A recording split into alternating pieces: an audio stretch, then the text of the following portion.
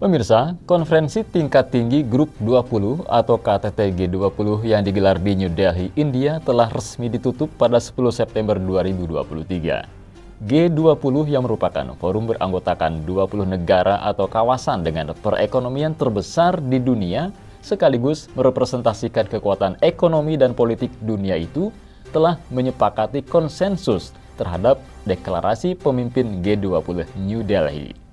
Deklarasi tersebut terdiri atas 12 bagian dan 83 paragraf yang berisikan komitmen anggota G20 pada permasalahan pertumbuhan global, pencapaian tujuan pembangunan berkelanjutan atau SDGs, ekonomi berkelanjutan, multilateralisme, transformasi teknologi dan infrastruktur digital, perpajakan internasional, kesetaraan gender dan pemberdayaan perempuan, isu keuangan, kontraterorisme dan pencucian uang, serta upaya untuk menciptakan tatanan global yang lebih inklusif.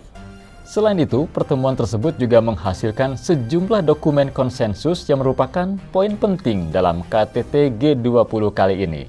Lantas seperti apa poin-poin penting tersebut dan bagaimana Tiongkok menyikapi poin yang disepakati? Pemirsa, inilah Jurnal Barata.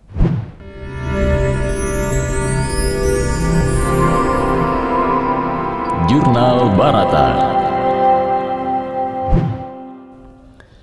Pemirsa, KTT G20 yang berlangsung di India selama 2 hari sejak 9 hingga 10 September 2023 telah menghasilkan beberapa poin penting.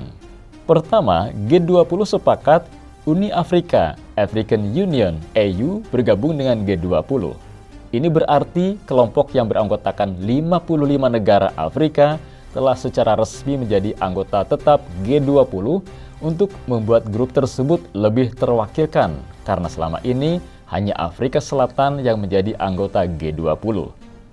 Sehingga dengan masuknya AU ke dalam G20, maka kelompok ini secara geopolitik bakal punya suara yang lebih besar untuk selatan global, yakni negara-negara berkembang yang berada di belahan bumi bagian selatan. Menyambut AU sebagai anggota tetap G20, kelompok tersebut mengatakan sangat yakin bahwa masuknya AU akan memberikan kontribusi signifikan dalam mengatasi tantangan global. Para pemimpin G20 lantas menegaskan kembali komitmen mereka untuk memperkuat hubungan dan dukungan mereka terhadap AU. Juru bicara Kementerian Luar Negeri Tiongkok, Mao Ning, menegaskan bahwa Tiongkok adalah negara pertama yang secara eksplisit menyatakan dukungannya terhadap keanggotaan AU di G20, dan Tiongkok juga mendukung AU memainkan peran lebih besar dalam pemerintahan global. Kedua, G20 bersikap lebih lunak soal perang Rusia-Ukraina. G20 sepakat bahwa tidak ada satupun negara yang boleh merebut wilayah lain dengan paksa. Dalam konsensus para pemimpin negara, G20 juga menyoroti penderitaan rakyat Ukraina dan bersikap lunak terhadap Rusia dalam perang. Ini merupakan langkah lunak yang diambil G20 setelah pada tahun lalu negara-negara ini mengutuk Rusia atas perang di Ukraina dan menuntut Kremlin angkat kaki dari negara tetangganya tersebut. Sehingga ini juga menjadi tantangan bagi tuan rumah India pada tahun ini. Kementerian Luar Negeri Rusia mengungkapkan negara-negara Grup 7 atau G7, terutama Amerika Serikat, Inggris, Jerman, dan Prancis, telah memberikan tekanan pada India agar pendekatan sepihak mereka terhadap situasi di Ukraina tercermin dalam dokumen akhir KTT G20. Namun, Perdana Menteri India, Narendra Modi, justru meresmikan pertemuan tersebut dengan menyerukan kepada para anggotanya untuk mengakhiri defisit kepercayaan global. Itu menandakan bahwa India nyatanya tidak terpengaruh oleh tekanan Barat. Itulah mengapa sejumlah diplomat mengatakan deklarasi tahun ini sukses karena semua orang termasuk Rusia berkomitmen untuk tidak merebut wilayah lain dengan paksa. Ini juga mencerminkan peningkatan pengaruh negara-negara berkembang selatan global dalam kelompok tersebut. Terkait masalah di Ukraina, Perdana Menteri Tiongkok Li Qiang juga menekankan bahwa nasib umat manusia saling bergantung satu sama lain dan negara-negara harus menghormati, mencari titik temu sambil mengesampingkan perbedaan dan hidup damai bersama. Menurutnya, dalam menghadapi krisis-krisis besar dan tantangan bersama, tidak ada seorang pun yang bisa mencapai kesejahteraan sendiri. dan hanya persatuan dan kerjasama yang dapat membawa umat manusia ke jalan yang benar. Perdana Menteri Li Qiang mendesak para anggota G20 untuk mematuhi aspirasi awal persatuan dan kerjasama, memikul tanggung jawab perdamaian dan pembangunan pada masa ini, dan secara efektif memperkuat koordinasi kebijakan makroekonomi untuk meningkatkan kepercayaan dan momentum pertumbuhan ekonomi global. Dirinya lantas meyakinkan para pemimpin G20 bahwa Tiongkok memiliki prospek yang cerah untuk pembangunannya dan akan memberikan lebih banyak dorongan baru ke dalam pemulihan ekonomi global dan pembangunan berkelanjutan. Menurutnya, Tiongkok bersedia bergandengan tangan dengan semua pihak untuk melakukan upaya dan kontribusi yang lebih besar demi bumi kita bersama, rumah kita bersama, dan demi masa depan umat manusia bersama. G20 tetap menjadi platform penting bagi kerjasama internasional dalam menangani tantangan global, dan dengan meningkatnya kontribusi negara-negara berkembang seperti Tiongkok, India, dan negara-negara Afrika, maka suara-suara di G20 menjadi lebih beragam dan tidak lagi hanya didominasi oleh perspektif Barat.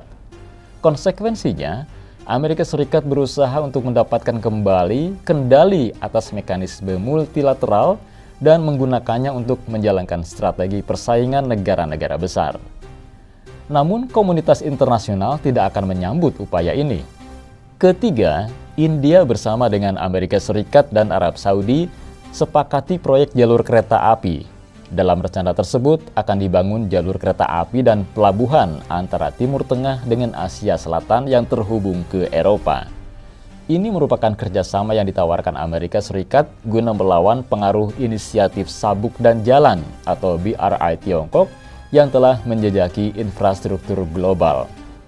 Washington berupaya menjadi mitra alternatif dan investor bagi negara-negara berkembang di kelompok G20. Kendati begitu, belum ada rincian mengenai pembiayaan maupun kerangka waktu untuk proyek tersebut. Makanya, para pakar Tiongkok meragukan kredibilitas dan kelayakan rencana tersebut dengan mengatakan bahwa ini bukan pertama kalinya Washington membuat janji kosong. Para ahli mencatat bahwa tujuan sebenarnya dari pemerintahan Biden adalah mencoba untuk mengisolasi Tiongkok di Timur Tengah, sebuah kawasan di mana kerjasama Tiongkok dengan kawasan tersebut terus mendapatkan momentum dalam beberapa tahun terakhir. Pemirsa, peneliti senior di Institut Studi Keuangan Chongyang University Renmin Tiongkok, Zhu Rong mengatakan bahwa Amerika Serikat tidak memiliki niat tulus dan kemampuan untuk menepati janjinya dalam membangun jaringan transportasi di Timur Tengah. Hal itu dibuktikan selama pemerintahan Obama, di mana Menteri Luar Negeri Amerika Serikat saat itu, Hillary Clinton, pernah mengumumkan bahwa Amerika Serikat akan mensponsori jalur sutra baru yang akan muncul dari Afghanistan untuk menghubungkan negara tersebut dengan tetangganya guna meningkatkan potensi ekonominya. Namun inisiatif tersebut tidak pernah terwujud. Meski demikian, Tiongkok tetap menyambut baik inisiatif Amerika Serikat, bahkan semua inisiatif yang dapat membantu menyatukan sinergi dan mendorong pembangunan infrastruktur global. Oleh karena itu, semua negara G20 harus bekerja sama untuk menciptakan dunia yang lebih aman, sejahtera, dan damai. Masalah terbesar dalam situasi internasional saat ini adalah perpecahan di antara negara-negara besar, terutama yang disebabkan oleh Amerika Serikat. Sehingga tugas utama G20 adalah mengatasi perpecahan ini dan memastikan terwujudnya prinsip-prinsip integrasi dan keamanan ekonomi global yang saling berhubungan satu sama lain secara universal. Nah, pemirsa, demikian Jurnal Barata kali ini. Saya Endro dan tim redaksi Barata Online mengucapkan terima kasih dan sampai jumpa. Demikian Jurnal Barata.